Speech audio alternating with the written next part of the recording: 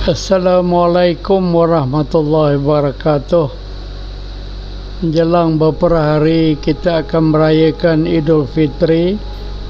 Saya ingin berkongsi sedikit tazkirah pendek yang bertajuk tangan kanan memberi, tangan kiri tidak nampak.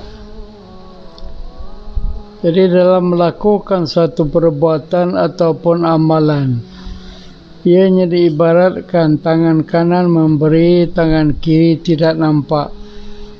Ia bertepatan dengan melakukan suatu ikhlas kerana Allah, bukan sebaliknya.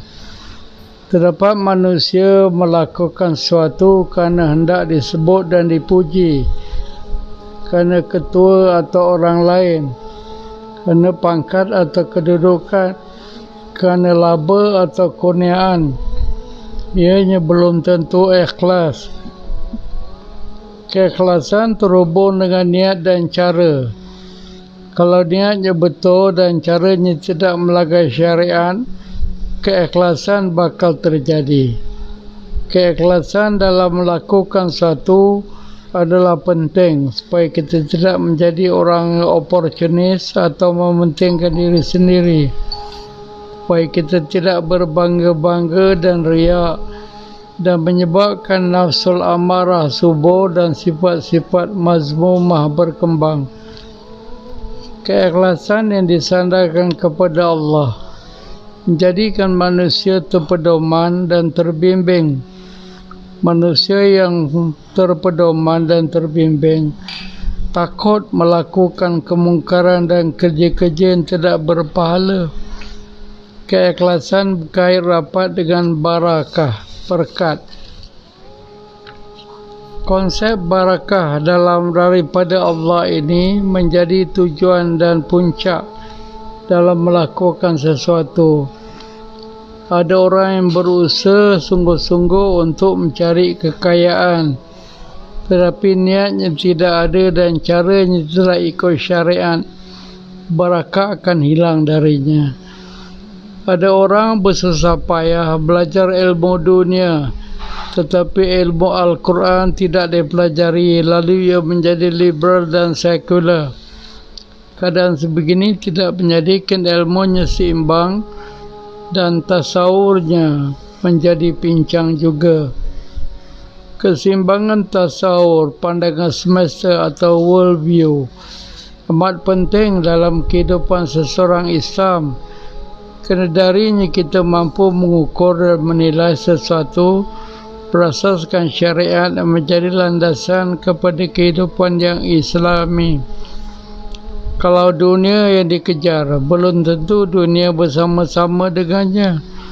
Apabila akhirat diambil pertimbangan dan sifatnya memandu usaha kita di dunia, pertimbangan halal haram diambil kira dan perhitungan ma'ruf mungkar dijadikan pedoman. Di dunia hasanah wa fil akhirati hasanah menjadi landasan perjuangan seorang mukmin dan muhsin. Keikhlasan yang dilakukan kerana Allah berhikmah kepada manusia dan orang lain. Apabila kita memiliki sandaran patuh, taat, akur dan tunduk dengannya, dengan Allah, itu sifat kehambaan, kemungkaran dapat dielakkan dan kefasadan tidak terjadi. Kita bakal menjadi insan soleh yang memiliki sifat tawaduk yang tinggi, jauh dari sifat sombong dan angkuh, enggan dirinya dipuji dan disanjung, kerana yang maha besar itu ialah Allah.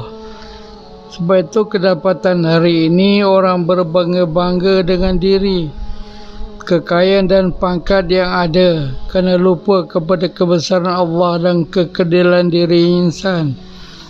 Kedapatan orang meraih kesenangan di dunia lupa pada orang susah dan masakin, kerana rahmat dan nikmat Allah juga adalah untuk orang lain, melainkan insan kembali kepada dirinya sebagai hamba Allah dan khalifah di muka bumi yang memiliki jiwa kehambaan dan kekhalifahan yang tinggi, melakukan khidmat yang terbaik kepada Allah, yaitu ibadah dan menyumbang yang terbaik kepada umat manusia.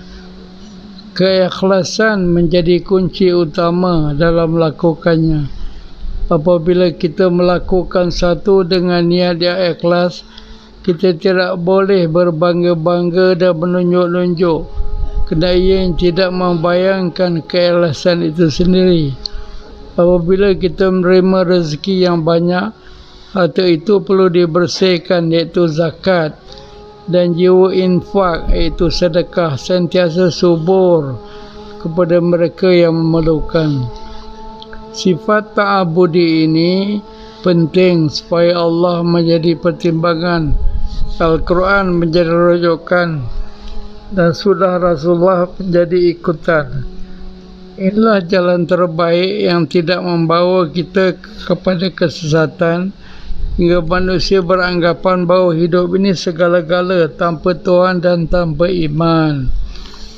Memiliki sifat bertuhan, God consciousness, teramat penting supaya wujud keihsanan pada diri, bahawa apa saja yang kita lakukan dalam hidup ini sentiasa dalam pemerhatian Allah, dan kiraman katibin sentiasa mencatat apa saja yang kita lakukan. Insafan ini penting supaya manusia ada kawalan diri dan hati. Kawalan diri menjadikan manusia mempunyai adab dengan Allah, adab kepada Rasulullah SAW, dan adab kepada manusia dan sistem, supaya kesejahteraan terjadi. Kawalan hati lebih penting supaya pekerti mazmumah dapat dihindarkan, supaya konsep salamah yang memberi makna sejahtera boleh terjadi. Akhirnya, ungkapan tangan kanan memberi, tangan kiri tidak nampak, memberikan landasan supaya keikhlasan menjadi kunci setiap amal dan perbuatan. Perbuatan berbangga-bangga dan menunjuk bukan inti kepada syarat Islam. Jiwa rokok dan sujud sentiasa menjadi pedoman. Mereka yang ikhlas mengisafi Allah Maha tahu apa yang kita lakukan, dan matlamat akhirnya ialah memohon barakah dan keampunan darinya. Sekian, terima kasih. Assalamualaikum.